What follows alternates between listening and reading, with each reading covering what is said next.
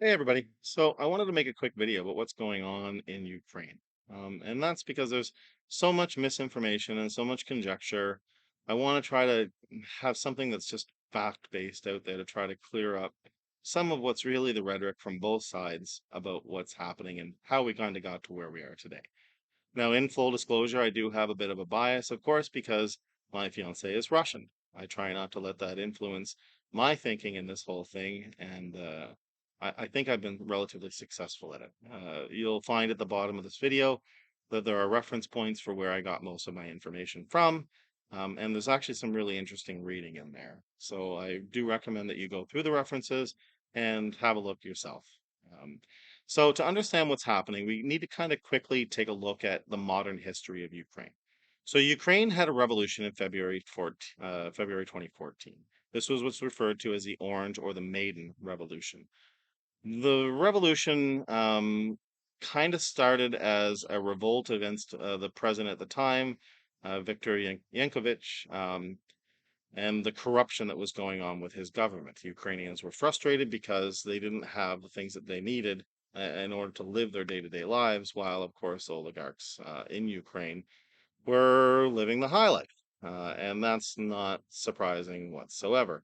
In fact, even today, as of last year, Ukraine itself is ranked number 4 out of 180 countries on the global corruption index scale as the fourth most corrupt country in the world.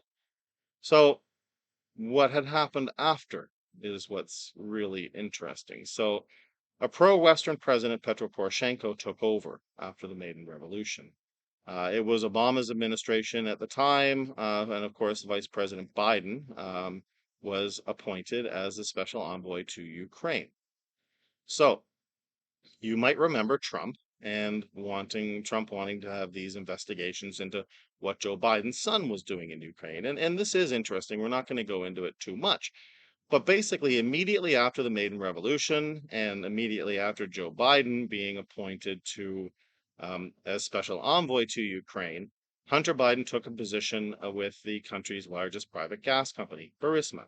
And he was paid reportedly up to about 50,000 US dollars per month to do so. Now, it's a little bit interesting, of course, because Hunter Biden has absolutely no background in oil and gas, really no background in geopolitics, no background in economic development. So, why was he ever appointed? And it is worth looking into a little bit. The question of the conflict of interest, of course, came up with Hunter Biden profiting in a country where his father was actively working with the government. So, the vice president at the time, their son, working for the largest oil and gas company definitely is going to raise some eyebrows. So, what had happened? Well, if you listen to, and I put a link to a 20-minute segment of what is hours of the leaked Biden Poroshenko tapes that you'll see at the bottom, you will see that there was a lot of influence going on in terms of controlling the investigation into corruption, specifically controlling the investigation into Burisma. Um, so, how far do we want to go into this? Not going to go too far into it. However, an interesting quote that came directly from those tapes was Joe Biden, and I quote, "I'm a man of my word now, and that the new prosecutor general is in place. We will be ready to go ahead and sign that $1 billion loan guarantee." Of course, that's referencing the loan guarantee that the Ukrainians did end up getting immediately after replacing the special prosecutor who was investigating Burisma. So, who is Hunter Biden and why is Hunter Biden important in Ukraine? So, a little bit about who these people are. And this is important contextually to understand the type of people that we're dealing with. So, in May 2013, Hunter Biden joined the U.S. Naval Reserve, for which he required two waivers, one because he was 42 years old, and the second because he had a criminal conviction for previous drug use. This was seen at the time as an attempt to polish his image for a future political career. However, he failed miserably. In February 2014, he was kicked out of the Navy actually for testing positive for cocaine once again. The type of people we're dealing with. So, in 2015, what happened? Well, Hunter separated from his wife Kathleen immediately. She's filed for divorce. And why is this important? Well, in the paperwork where she filed for divorce, she went on a bit of a tangent. She said that Hunter had been spending extravagantly in his own interests, including alcohol, drugs, prostitutes, strip clubs, and gifts for women with whom he's had sexual relations. She went on to explain that the women that he's been having sexual relations with, primarily, is the wife of his dead brother, Bo, who had died the previous year due to brain cancer. Again, really nice people that we're dealing with here. Anyways, at an event for the Council on Foreign Relations in 2018, Biden said on one of his many trips to Ukraine, and this was again recorded, you can listen to it down below. I quote, Biden, I said, you're not getting the $1 billion and I'm leaving in 6 hours. If the prosecutor isn't fired by then, you're not getting the money. Well, son of a bitch, he got fired. That's Joe Biden. Mind blowing. Anyways, the prosecutor at the time, his name was Viktor Shokin. He was immediately dismissed by Ukraine's parliament. Of course, that was on March 29th.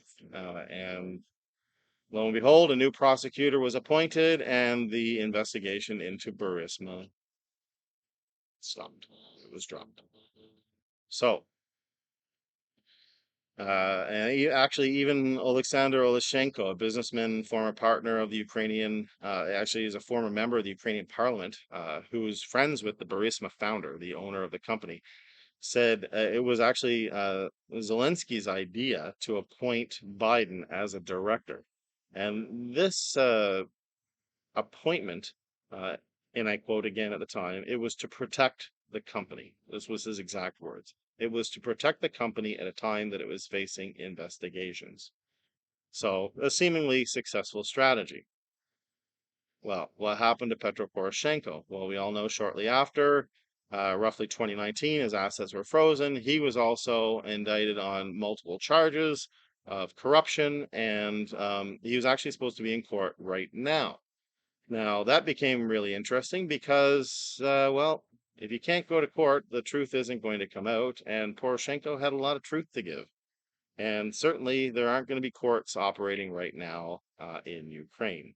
So, at the very least, the Bidens have been bought a lot of time politically, at least until the end of President Joe Biden's term, before any information that Poroshenko could even come out, if Poroshenko even survives this whole thing.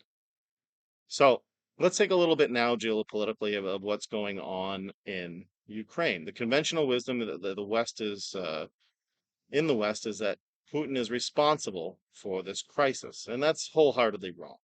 Um, the U.S. and its allies arguably could be more responsible for the crisis than Russians invading on their own. Why do I say that? I know it's contrary to how people feel and how people think right now, but it's very important to go back and understand what happened at the 2008 Bucharest summit. This was the NATO summit held in Bucharest, where they outlined the NATO expansion. So Russia's moves on Ukraine can be understood in really three dimensions: NATO expansion, EU expansion, the color revolution, the orange revolution, which was funded by the US, um, under the idea of turning Ukraine into a liberal democracy on the Russian border. And this was a context really for everything. This is why the April 2008 Bucharest summit is really of the utmost importance. So I just want to go through the agenda for Bucharest quite quickly here. And the first point, this is again referenced in the links below. You can go and look at the agenda yourself. It's there for you to read on NATO's website. So the first point, NATO's capability and capacity. Sure. The tensions in the NATO-Russia relationship. Sure. Cybersecurity. Sure. EU NATO partnership. Well, this is a little bit of an interesting point because you're talking then about the two organizations, EU and NATO, which of course are individual organizations, more aligning. And that alignment has a lot to do with understanding how Russia's, I'm not going to call it fear, but Russia's hesitancy about anything EU or NATO being on its border. Energy security. Well, there's a big one because, of course, Russia is the largest exporter of energy to um, Europe. We know this, and to one of the largest exporters of oil and gas to the world, actually. The stability of the Balkans, of course, very important. Mission in Afghanistan that was ongoing at the time, very important. NATO enlargement. This is talking about the context of Albania, Croatia, former Yugoslavia, and the former Yugoslav Republic of Macedonia, and NATO's action plan for membership. So this is talking about Georgia and Ukraine. And then, of course, they go into a little bit about Moldova's future in NATO and what's going to happen from that side of things. Now, if you recall what had happened at the time, NATO announced that Georgia and Ukraine would end up becoming part of NATO. But of course, like anything, there are certain checkpoints that they need to go through, certain milestones that they need to meet. Russia at the time said this isn't going to happen, and the Russians made it unequivocally clear that this is a line in the sand. This is a red line that you shall not cross. You will not pass this line. Absolutely. And we saw that actually because the moment Georgia started taking steps to become a part of NATO, what happened? Well, Russia immediately went into Georgia. The Georgian president at the time actually ended up in exile. He went to the US for a little bit, was teaching, and then came back to actually become one of the provincial leaders and mayors in Ukraine, which is a little bit interesting there as well. Some would argue that the US had actually sent him back there because he would help increase the US sphere of influence. But, anyways, we're not going to go too far into that. These NATO expansion plans were so aggressive that in 2008, the German delegate had even stated that the North Atlantic Treaty Organization had no reason to provoke Russia so strongly by inviting Ukraine and Georgia to join NATO. This was Frank-Walter Steinmeier, who was the foreign policy advisor and secretary to Angela Merkel. The wording here is key as it acknowledges that doing so amounts to a provocation by NATO. This isn't a provocation by Russia. This is a provocation by NATO. When you provoke something, you expect a response. A response from Russia, let's call it what it is usually going to be violent. So, we all know what happened in Georgia. We just went over that. So, let's take a look at why Russia took back Crimea. So, Ukraine started taking steps to meet these checkpoints, these qualifying criteria for NATO membership in early 2014. In fact, immediately at the start of the Poroshenko government, he started trying to meet these requirements that were there. So by February 22nd, in fact, Russia said, no, we're not going to let Sevastopol and Crimea become part of NATO. Now, keep in mind, Sevastopol for the Russians was the most strategic port that they had, even over the North Sea port, even over the Pacific ports. It was the most strategic port they had to counter NATO influence in the Black Sea, projecting into the Mediterranean, and then, of course, the Atlantic after that. So, you can understand now why Sevastopol was so critical and why they needed to make sure that if somehow Ukraine quickly became a part of NATO, that Sevastopol would not become a NATO base. So, we need to do a little bit of looking at what is going on now and what happened in 2014 in that maiden coup, because this is critical. It's critical because it involves an organization that has become a kind of a justification, flashpoint, and even a bit of an issue on the Western side of things because we're seeing people sharing the red and black and sharing slogans that are affiliated with this organization. And you really need to understand who these people are and what role they've played in this whole thing.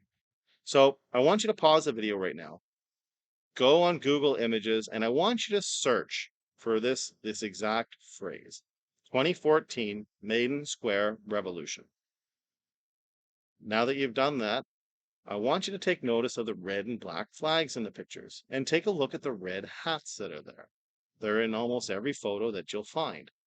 Now, why were these people important? They were important because they were employed by Poroshenko, and arguably because it's by Poroshenko, by America to counter Russian votes in the eastern of Ukraine. They were there to suppress the vote by pouring gas on the fire, which was the civil war that was occurring at the same time in the Luhansk and Donbass regions of Ukraine, where primarily these people who identify as Russians would vote for Russian candidates in that election in 2014. This was a major obstacle for Poroshenko.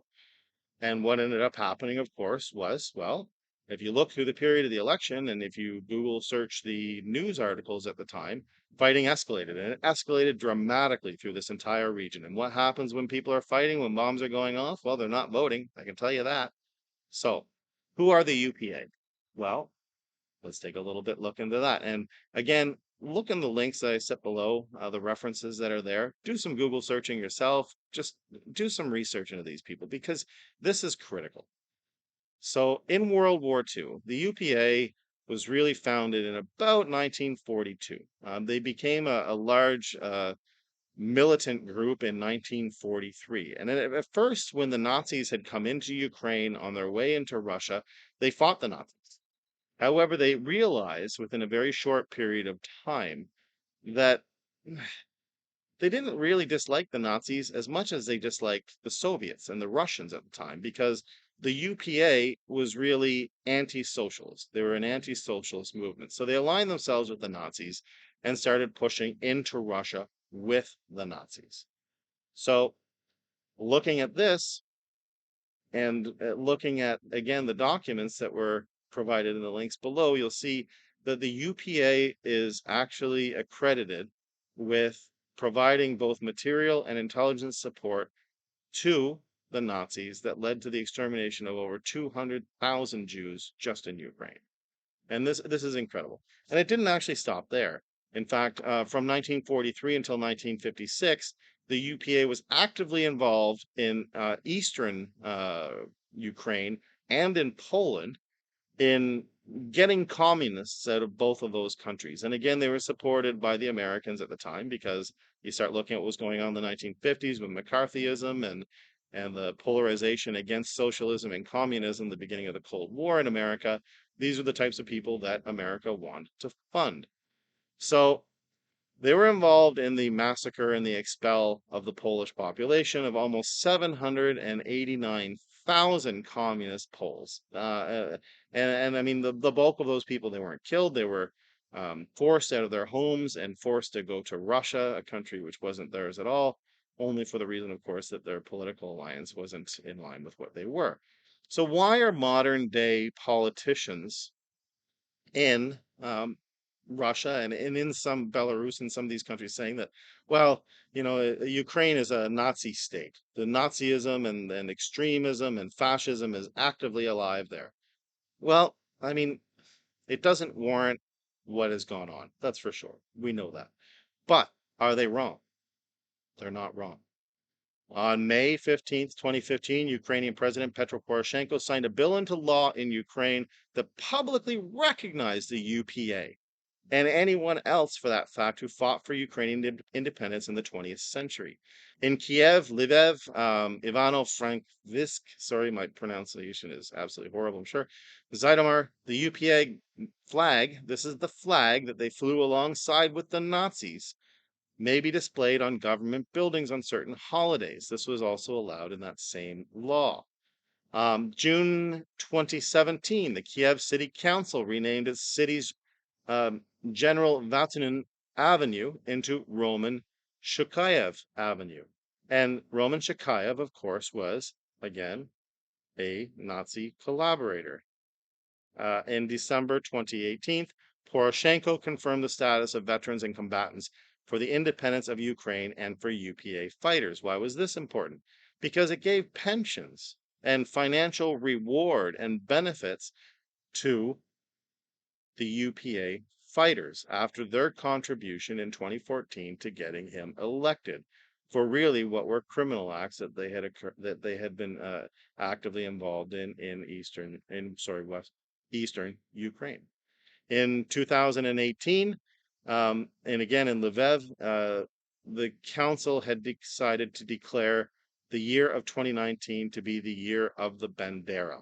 And again, this is looking at commemorating the UPA's contribution to what is modern day Ukrainian society. In fact, in Ukraine, and if you do some research into this, you will find that they regard these people as Ukrainian heroes. This is these are Nazis. These are bad people. These are people that we would not tolerate ever in America or in Canada or in the European Union. You wouldn't. It's reprehensible. So let's have a look at the current crisis a little bit more. Where are we today?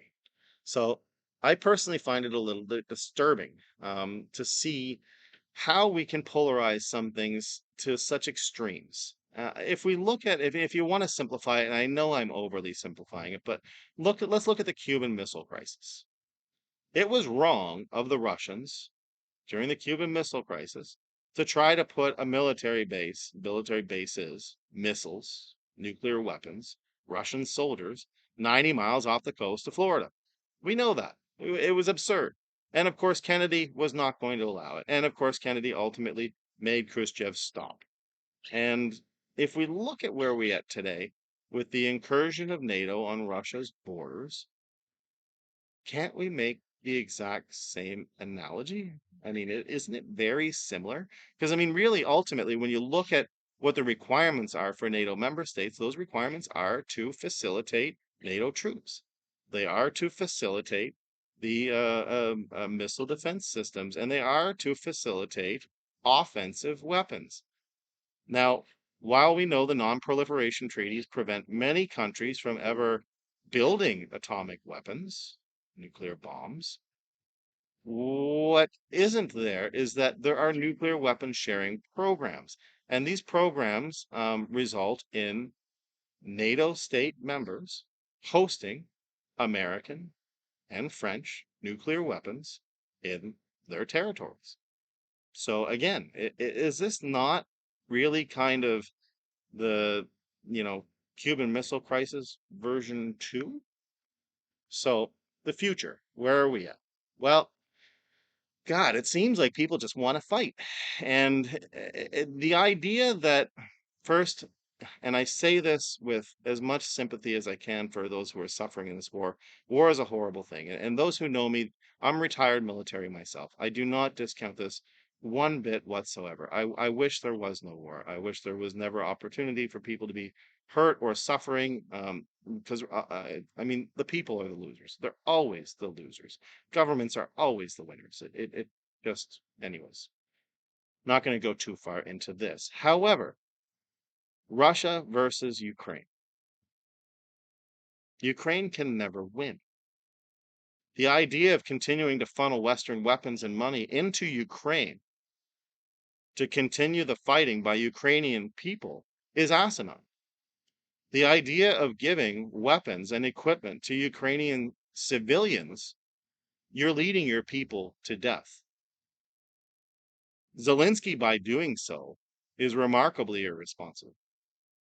He is killing his own people by doing this. And I'm not saying that the Ukraine should just lie down and do absolutely nothing about it. And I'm certainly not saying that Russia is right. But this idea that the West can virtue signal and try to wave flags of moral superiority around, that they're in it for the defense of the Ukrainian people, while all over media, Western media, they're portraying images of dead Russian soldiers, you're polarizing even more by doing it. And it's only going to continue the fighting. And the longer that the fighting continues, the more people will be killed. That is common sense. I'm not saying that we can just allow Russia or any other country for that fact to just do whatever it wants on a whim. There has to be limits for everything. But there has to be discussion. There has to be other ways to do this. And I don't feel that we have explored all the other ways that we have to prevent this. For example, if Biden, and you'll note very curiously, Biden could have prevented this war from the very beginning.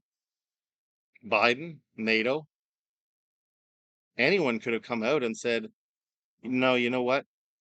The idea of having NATO bases in Ukraine on your doorstep is something that we should not consider at this time, and that we're not going to entertain at this time, and that we will respect that buffer that we promised. And this was a promise. I'm not going to get too much into this. It wasn't just a promise, it was actually a treaty at the end of World War II. But we promised, sorry, not World War II. It was when the Berlin Wall had fell and the fall of the Soviet Union. Um, but there was going to be that buffer, and we will maintain that buffer between us, because when two people hate each other, and let's just we can really compare it to this, like two people, two bullies on a block. There's always that one person that kind of stands in between. That's the buffer. That's the space that makes sure that one person can't take a swing at the other. So having that buffer there, whether we like it or not, is a good thing, because you never want those big boys to be side by side with really weapons that can end the world. And we're not even talking about necessarily the weapons of mass destruction, the nuclear weapons. We're talking about the potential for broad scale hacking, for the potential for the harm of our economic system, for the global economy. These are things that just as realistically threaten our world as any nuclear or conventional weapons would, on the exact same scale. So, what should we do? Where are we at? Well, I think the first thing that we need to do is tell our leaders to chill the hell out, back off, sit back and have a close, rational thought of what's actually going on. Use these political back channels that have existed for decades through the Cold War to keep things balanced. Stay out of each other's territory. Stay out of each other's backyard, for that fact as well. Anyways, these are just my thoughts, just my opinions. You don't need to follow them, but if you find that there's anything wrong with what I had said, again, I'm a very open-minded person. I try to reference everything, and I will in the links that you'll see below. Um, but if you want to engage in some discussion over this some more, please fire into the comments. The only thing I ask, like anything that when we're having a discussion, keep it respectful. I respect your views and your rights democratically to have an opinion, and please respect mine. Have a great day. Take care. Let's hope that the world settles down real soon, because a lot of people being hurt right now. That's not right.